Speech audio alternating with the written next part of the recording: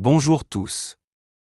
Hier, le 21 janvier 2025, le Premier ministre hongrois Viktor Orbán et le Premier ministre slovaque Robert Fico ont tenu une conférence de presse conjointe à Budapest, au cours de laquelle ils ont exprimé des positions critiques à l'égard de l'Ukraine et de l'Union européenne. Viktor Orbán a déclaré que l'Ukraine ne peut pas gagner sur le champ de bataille, soulignant la nécessité d'un cessez-le-feu et de négociations pour mettre fin au conflit.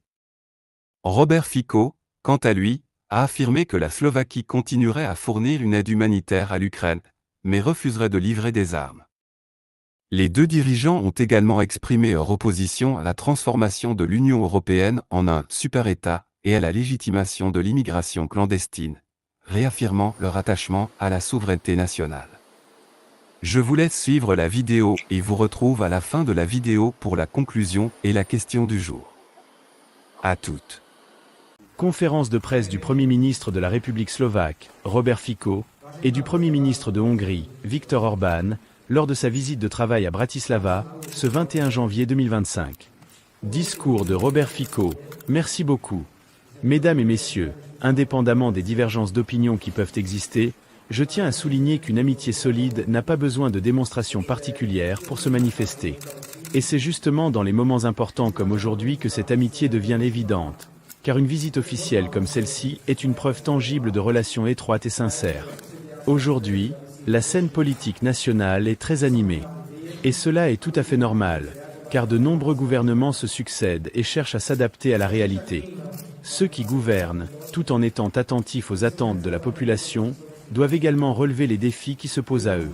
En ce moment, il est crucial de réfléchir à notre position et à la manière dont nous devons réagir aux défis qui se présentent.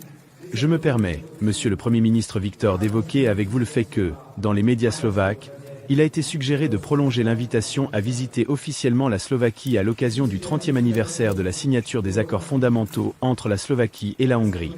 Ces accords ont jeté les bases d'une coopération solide et de relations amicales entre nos deux pays. Je suis convaincu que cette coopération est particulièrement précieuse, et je tiens à souligner l'importance de notre relation bilatérale, qui a permis d'élever les relations slovaco-hongroises à leur meilleur niveau historique. Monsieur le Premier ministre Orbán, je respecte profondément votre engagement à promouvoir cette coopération et à renforcer les relations entre nos deux nations. Nous devons également reconnaître que les défis auxquels nous sommes confrontés aujourd'hui sont communs à tous les pays membres de l'Union européenne. Ces défis nécessitent une réflexion stratégique et une approche concertée. Permettez-moi de souligner que notre région, tout comme d'autres parties du monde, se trouve à un moment crucial de son histoire, et il est impératif que nous prenions des décisions qui garantissent le bien-être et la sécurité de nos citoyens. Je tiens à rappeler que la Slovaquie considère l'Union européenne comme son espace vital naturel, mais cela ne signifie pas que nous acceptons aveuglément toutes les décisions prises à Bruxelles. Nous défendrons toujours les intérêts souverains de notre pays, et veillerons à ce que notre voix soit entendue. Concernant les relations internationales, nous avons également abordé aujourd'hui les perspectives de coopération avec des partenaires hors de l'Union européenne, notamment en matière énergétique et militaire. La récente décision unilatérale du président ukrainien Zelensky de stopper le transit de gaz à travers le territoire ukrainien est un exemple frappant des défis auxquels nous sommes confrontés. Cette décision ne nuit pas seulement à la Slovaquie, qui perd des revenus de transit, mais exerce également une pression énorme sur les prix de l'énergie dans toute l'Union européenne, y compris en Hongrie. Nous sommes fermement convaincus que l'Union européenne a pour mission première de protéger les intérêts de ses États membres. C'est pourquoi nous continuerons à faire entendre notre voix à la Commission européenne et à plaider pour des solutions qui garantissent la sécurité énergétique et économique de nos citoyens. Après ma visite en Turquie hier, j'ai partagé avec Monsieur le Premier ministre Orbán des informations sur les possibilités d'approvisionnement en gaz via le corridor sud. Je tiens à remercier Monsieur le Premier ministre pour sa compréhension et son soutien. Tout comme nous avons trouvé un terrain d'entente avec nos partenaires turcs, nous constatons également une solidarité et une volonté de coopération de la part de nos partenaires hongrois. Dans le domaine militaire, je suis convaincu que nos deux pays peuvent développer des programmes communs qui seront mutuellement bénéfiques. Cela explique la présence à cette réunion du vice-premier ministre et du ministre de la Défense, ainsi que des ministres des Affaires étrangères, car ces questions nécessitent une approche globale et stratégique. Par ailleurs, un grand nombre d'initiatives sont en cours au sein de l'Union européenne, et c'est pourquoi les ministres des Affaires étrangères étaient également présents à cette rencontre, prêts à discuter des questions relatives à la politique extérieure et à l'énergie. Je voudrais résumer cela, cher Victor, en une seule phrase et dire excellente rencontre. En 1 heure et demie, nous avons même mangé, donc on peut le dire de manière humaine, mais en même temps, nous avons abordé énormément de sujets. Nous n'avons pas besoin de formalités spéciales pour cela. Peut-être pas de soldats en rang, bien que cela soit également approprié. Si tu viens le 19 mars, nous te recevrons en Slovaquie avec tout le respect, l'honneur et toutes les formalités qui se doivent pour une visite officielle. C'était ainsi, avec tout le respect, peu importe ce qui pourrait manquer, je dirais que ce fut une rencontre amicale et pleine d'opportunités. Cela montre que nous pouvons travailler ensemble, indépendamment de certaines difficultés. Je voudrais aussi exprimer ma gratitude que nous avons la possibilité d'en discuter et de trouver des solutions. Aujourd'hui, la scène politique nationale est très diversifiée. Et c'est normal, car beaucoup de gouvernements sont en période de transition. Ces gouvernements doivent gérer leurs affaires pour que la transition se passe bien. Il est bien connu maintenant comment nous réagirons face à cela, et ce qui nous est attendu. Un instant particulier, cher Président, c'est que je voudrais te dire aussi que les médias slovaques, au 19e anniversaire, ont recommandé de t'inviter pour une visite officielle en Slovaquie. Pour marquer l'anniversaire des accords fondamentaux entre la Slovaquie et la Hongrie, ce serait une manière de souligner la coopération positive et les relations amicales. Je pense que cet anniversaire est significatif, mais nous devons aussi respecter les années de coopération qui ont assuré que la qualité des relations entre la Slovaquie et la Hongrie est aujourd'hui à son plus haut niveau. Je tiens vraiment à saluer cela, et à souligner que cette relation est fondamentale pour la Slovaquie. Je respecte que nous ayons souvent des opinions divergentes avec d'autres pays, mais les relations doivent rester fortes. Il est vrai que la culture que nous partageons avec la Hongrie n'est pas la même que celle de certains autres voisins, mais c'est la beauté de notre diversité. Cependant, il y a des moments où nos opinions divergent, et nous devons travailler à renforcer nos positions respectives, que ce soit avec l'opposition ou au sein d'une coalition. Cela implique de comprendre que les organisations slovaques-hongroises et les initiatives doivent trouver des solutions pour renforcer cette coopération. De plus, je suis convaincu que l'Union européenne ne doit pas changer de manière radicale. Nous ne pouvons pas compromettre la stabilité de notre alliance. C'est pourquoi notre position, que nous avons partagée il y a quelques minutes, est très claire et suit les principes définis par l'organisation slovaque. Le monde évolue de manière dynamique, et l'Union européenne doit répondre aux défis qui se posent. C'est notre devoir de nous assurer que la Slovaquie reste un acteur fort, fidèle à ses engagements et à ses intérêts dans l'Union. Mais cela ne signifie pas que nous devons sacrifier nos principes au détriment de notre souveraineté. Encore une fois, nous appliquerons notre politique pour assurer notre autonomie et protéger les droits des citoyens slovaques. Je souhaiterais également souligner l'importance de la coopération avec d'autres pays et régions, notamment les pays qui partagent des intérêts similaires aux nôtres. Lors de notre rencontre récente avec le président des États-Unis, Donald Trump, nous avons discuté de questions de sécurité énergétique, de relations commerciales et d'autres enjeux mondiaux. Nous continuerons à travailler pour éviter que la Slovaquie soit dépendante de sources d'énergie plus coûteuses, tout en explorant toutes les possibilités pour garantir la sécurité énergétique à long terme. Je tiens à remercier le Premier ministre pour sa compréhension et à souligner que nous avons trouvé un soutien mutuel auprès de nos partenaires turcs, et que nos relations avec les Hongrois seront également essentielles à cet égard. Nous avons un programme qui pourra être bénéfique pour les deux pays, renforçant notre coopération, notamment dans les secteurs de la défense et de l'énergie. De plus, nous avons d'innombrables initiatives au sein de l'Union européenne, ce qui nous permet de diversifier nos approches et de renforcer nos relations avec d'autres États membres. C'est pourquoi des ministres des Affaires étrangères étaient présents lors de cette rencontre. En résumé, cher Victor, je dirais que cette rencontre était non seulement amicale mais aussi riche en contenu, et elle a une signification particulière pour la politique extérieure slovaque, en particulier après l'arrivée du nouveau président américain, Donald Trump. Merci beaucoup, Victor, d'être venu pour cette courte visite. Tu es toujours le bienvenu en Slovaquie. Merci.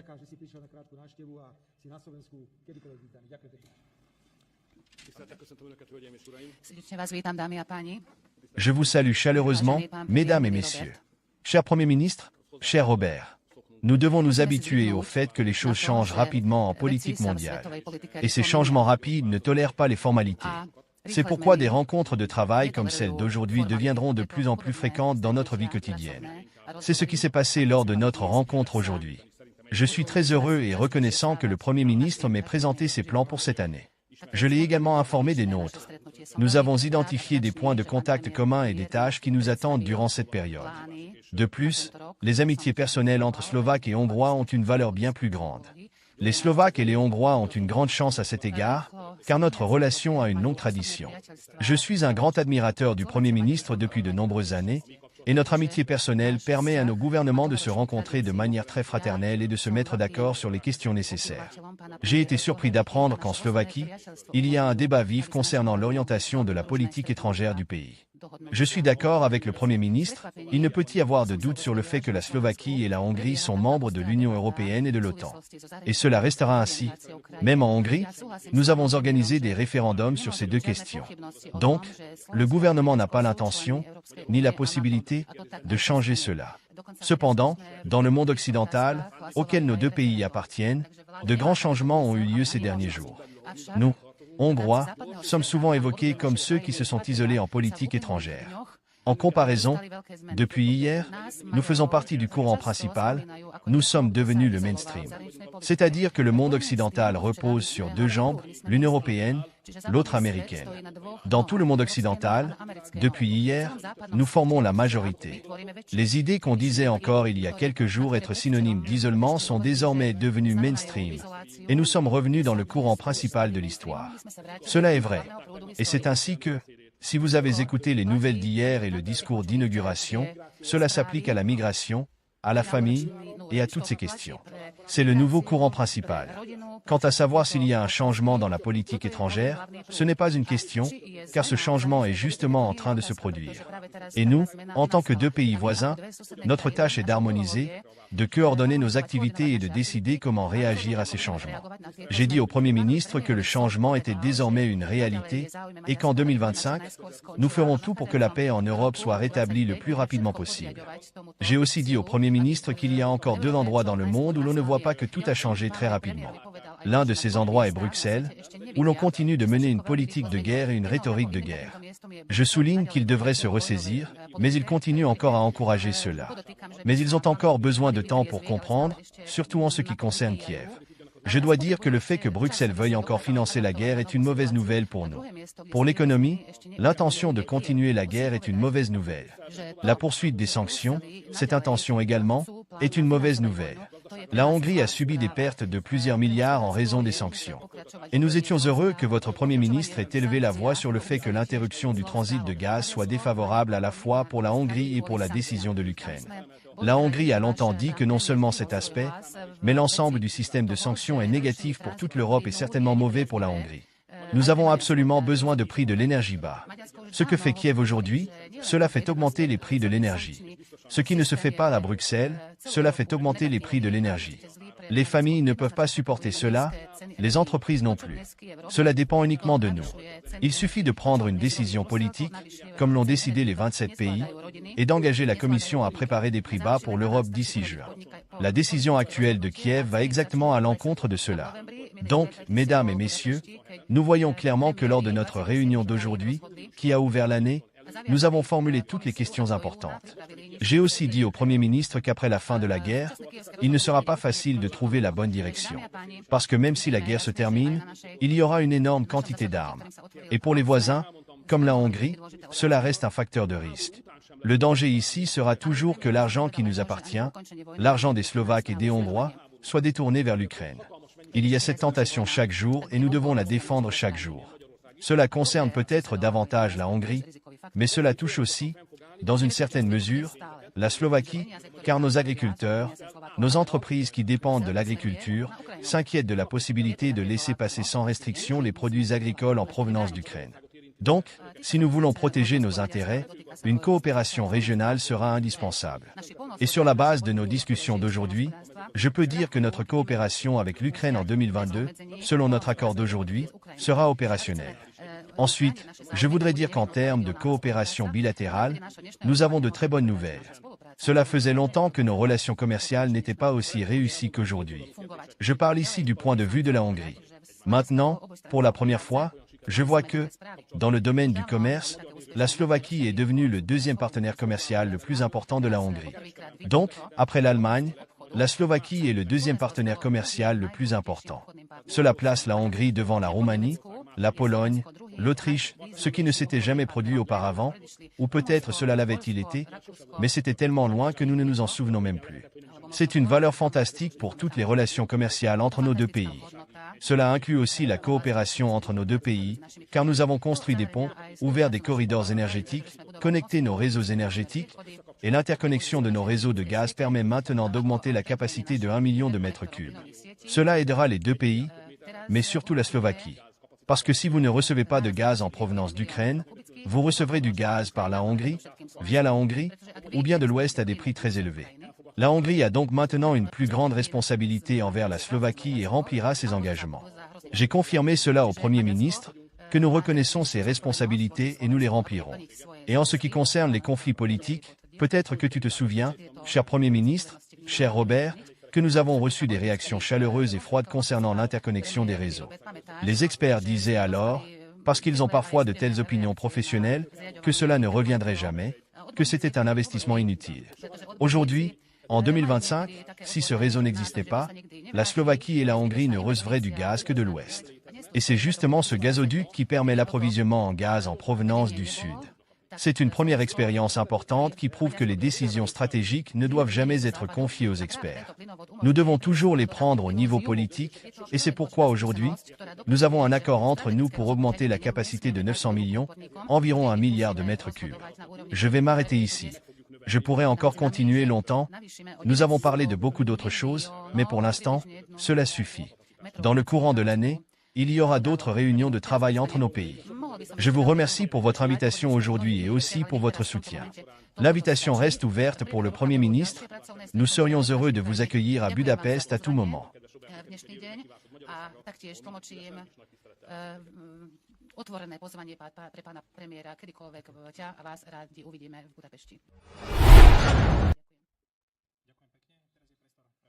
Télévision slovaque. Bonjour, Premier ministre Robert Fico. Monsieur le Premier ministre, je voudrais rebondir sur la question de l'énergie. Dans quelle mesure cette alternative pour le transit du gaz en direction de la Turquie et à travers d'autres pays serait-elle économiquement avantageuse, ou non, pour la Slovaquie, comparée à celle à laquelle nous étions habitués, c'est-à-dire le transit via l'Ukraine? Et peut-être une question subsidiaire. La question du transit via l'Ukraine est-elle définitivement fermée, ou bien les négociations continueront-elles?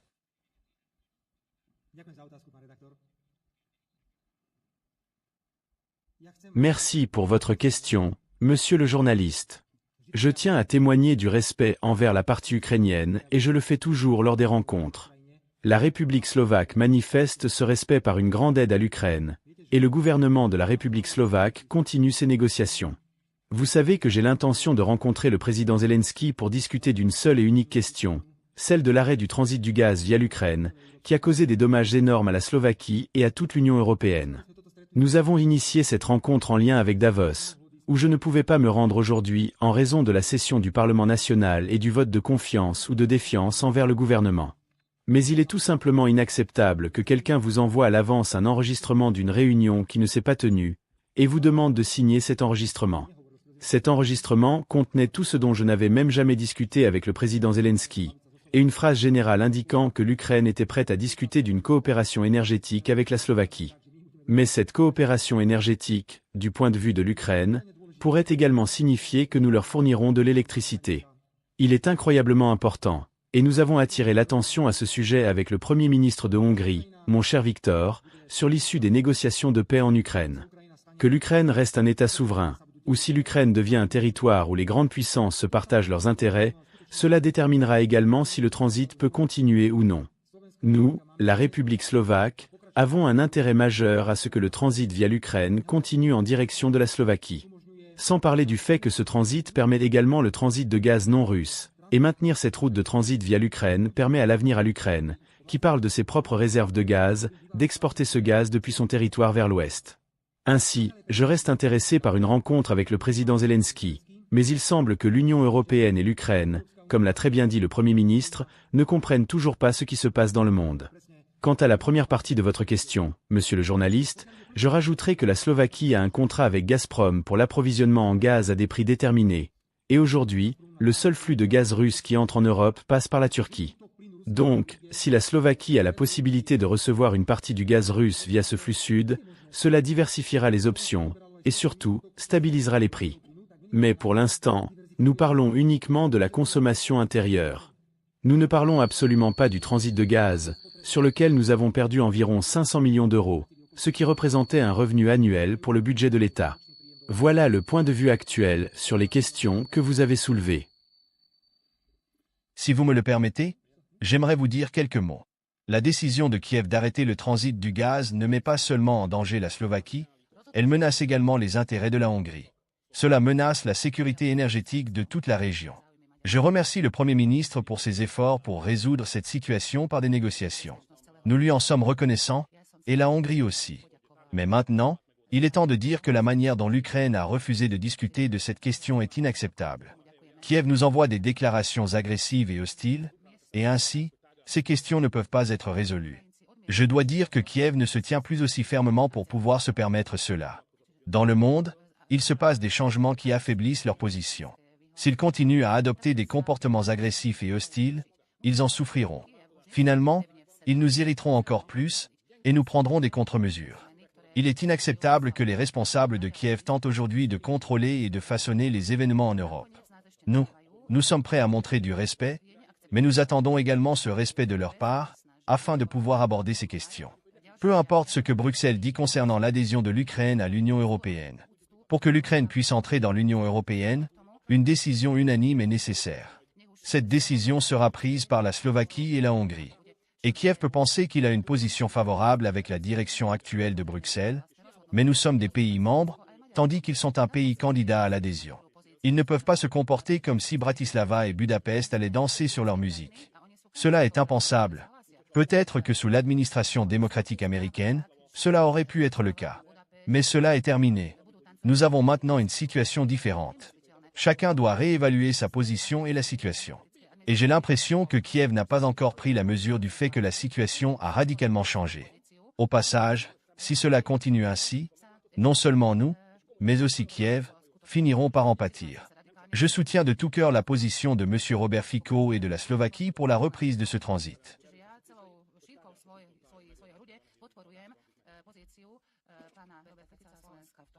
Je rajoute, cher rédacteur, qu'il n'y a pas si longtemps, j'ai officiellement déclaré que je ne suis pas un serviteur de l'Ukraine, mais le Premier ministre slovaque. Et mon devoir est de protéger les intérêts nationaux de la République slovaque et de ses citoyens. Bien entendu, en tenant compte de la grave situation en Ukraine. Je reprends la phrase de Monsieur le Premier ministre lorsqu'il a constaté que Kiev n'est plus aussi fermement en place qu'il était peut-être sous l'administration du président Biden.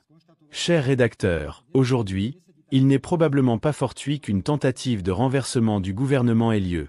Monsieur Imeka, en tant que leader du parti d'opposition, a évoqué l'idée que nous allions effrayer et menacer la population slovaque avec un Maïdan.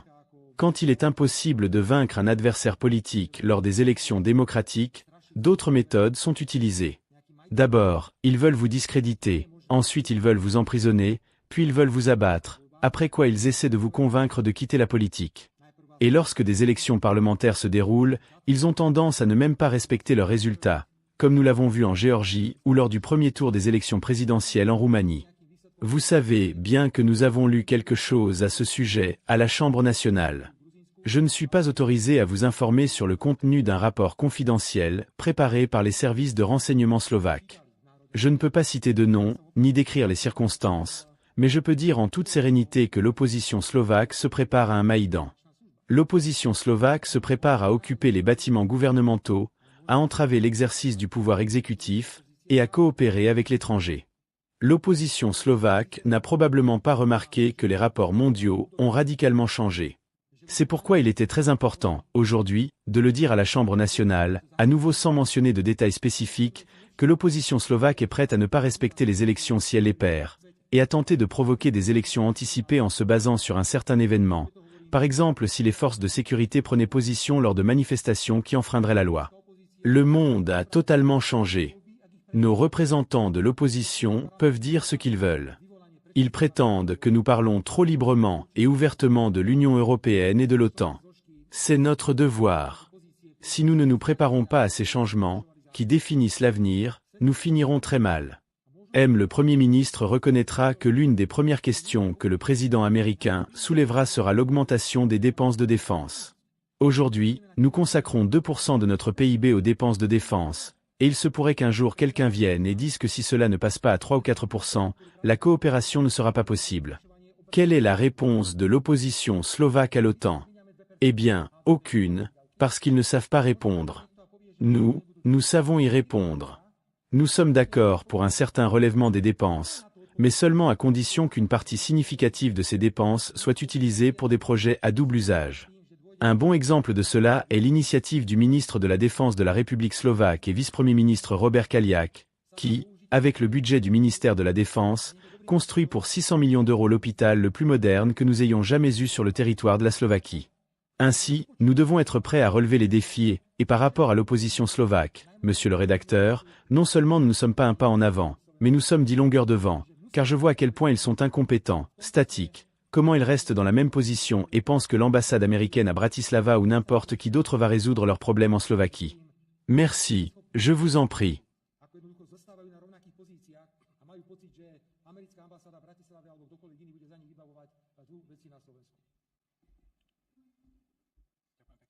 Si, avec Monsieur le Premier ministre, nous adoptons une position claire selon laquelle nous sommes des politiciens souverains, il est tout à fait naturel que nous soyons prêts à utiliser les instruments dont nous disposons au sein de l'Union européenne. À ce propos, que pensez-vous de l'idée de l'adhésion de l'Ukraine à l'Union européenne et de son éventuelle entrée dans l'OTAN? Souvenez-vous de l'époque où j'étais parmi les politiciens qui ont bloqué ou verrouillé les quotas obligatoires pour les migrants, et je me souviens avec grand respect du courage de Monsieur le Premier ministre dans d'autres domaines où il a pris des décisions fermes. Il y a des décisions qui exigent l'unanimité au sein de l'Union européenne, et donc, quiconque cherche à obtenir un résultat sur la base de l'unanimité doit accepter qu'il existe des pays qui peuvent avoir une autre vision sur certaines questions. Le gouvernement slovaque soutient l'adhésion de l'Ukraine à l'Union européenne. Oui, nous soutenons cela. Bien entendu, sous des conditions qui doivent être remplies. Nous serions malheureux si l'adhésion à l'Union européenne était uniquement une décision politique, comme cela a été le cas dans le passé pour d'autres pays. Et maintenant, souvenez-vous, chère rédactrice, de ce que je vais vous dire. Ceux qui soutiennent aujourd'hui le plus la guerre en Ukraine, ceux qui soutiennent aujourd'hui le plus l'Ukraine, seront ceux qui s'opposeront le plus à l'adhésion de l'Ukraine à l'Union européenne. Pour des raisons nationales qui leur sont propres. Nous, en tant que gouvernement slovaque, la République slovaque, répétons, soutenons et voulons que l'Ukraine devienne un État membre de l'Union européenne. Bien sûr, sous réserve que les conditions nécessaires soient remplies. Passons maintenant à l'OTAN. Je n'ai plus de raison de changer de position, car je suis convaincu que l'adhésion de l'Ukraine à l'OTAN est un point qui annulerait complètement toute idée de négociation de paix. Les négociations de paix doivent être fondées sur la prémisse que l'adhésion de l'Ukraine à l'OTAN est exclue. Ensuite, nous pourrons discuter d'autres conditions. La République slovaque, et pardon Victor, je me permets de le dire, ni la Hongrie ne sommes de grands acteurs capables de décider si l'Ukraine recevra ou non une invitation à rejoindre l'OTAN. Mais pour nous, pour la Slovaquie, pour mon gouvernement, tant que je serai en poste et que j'aurai la possibilité de contrôler la position de Premier ministre de la République slovaque, je répète que je conseillerai toujours aux députés de la Chambre nationale de ne jamais accepter l'adhésion de l'Ukraine à l'OTAN, car cela représenterait un risque de sécurité pour nous tous, un risque que je qualifierais même de risque lié à une troisième guerre mondiale. Nous en sommes clairs. L'opposition slovaque a une vision différente. L'opposition slovaque dit que l'Ukraine doit être immédiatement admise dans l'OTAN, et même l'opposition slovaque dit ouvertement, comme elle l'a déclaré lors de sa visite à Kiev chez le président Zelensky, qu'elle est prête à envoyer des soldats slovaques dans des forces armées qui seront probablement partie intégrante de certains accords de paix, et ces accords de paix auront lieu. Pour nous, pour la Slovaquie, encore une fois, pour mon gouvernement, je répète, je ne serai jamais d'accord pour envoyer des soldats en Ukraine, car la guerre en Ukraine n'est pas notre guerre. Et je n'accepterai jamais la rhétorique que nous entendons ici, selon laquelle l'Union européenne est en guerre. Nous sommes en guerre. Nous ne sommes en guerre ni avec la Russie, ni avec l'Ukraine. Nous sommes un pays pacifique, nous voulons des solutions pacifiques et nous voulons une coexistence pacifique.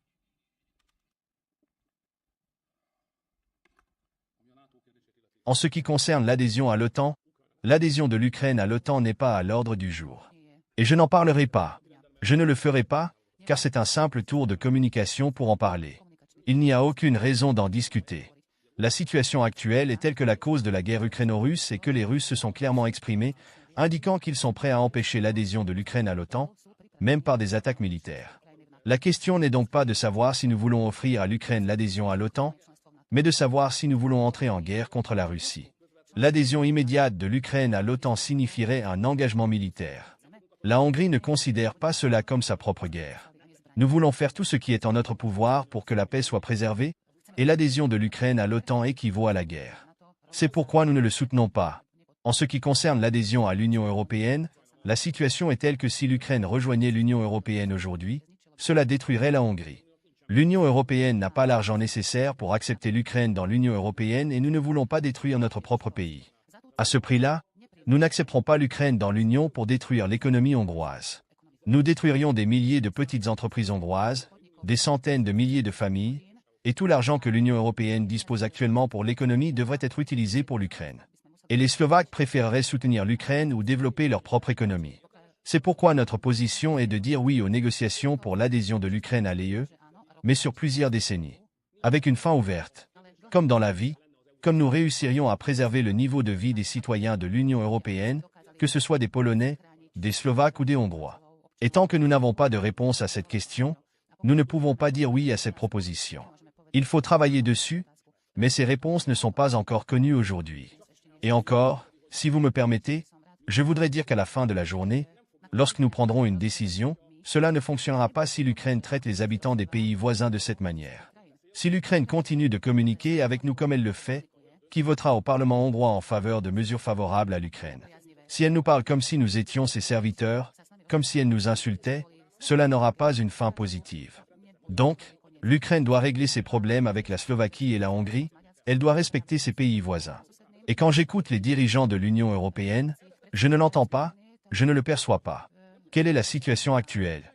Les Ukrainiens ont perdu une grande partie de leur territoire, mais ils se comportent comme s'ils étaient dans une position où ils pouvaient dicter, alors qu'ils doivent savoir aussi comment demander. Cette politique n'est pas viable. En conclusion, la conférence de presse entre Viktor Orban et Robert Fico a marqué un front commun entre la Hongrie et la Slovaquie contre certaines politiques de l'Union européenne et le soutien militaire à l'Ukraine. Les deux dirigeants ont réitéré leur attachement à la souveraineté nationale et exprimé leur scepticisme envers une approche européenne centralisée. Orban a plaidé pour des négociations pour la paix en Ukraine, tandis que Fico a refusé l'envoi d'armes à Kiev, se limitant à l'aide humanitaire. Leur discours reflète une critique acerbe de l'UE et une position plus favorable à une coopération bilatérale renforcée au sein de l'Europe centrale, en opposition aux grandes lignes politiques de Bruxelles. C'est tout pour aujourd'hui. La question du jour est: pensez-vous que la position critique de Viktor Orban et Robert Fico envers l'Union européenne et l'Ukraine pourrait entraîner un isolement diplomatique de leur pays, ou au contraire?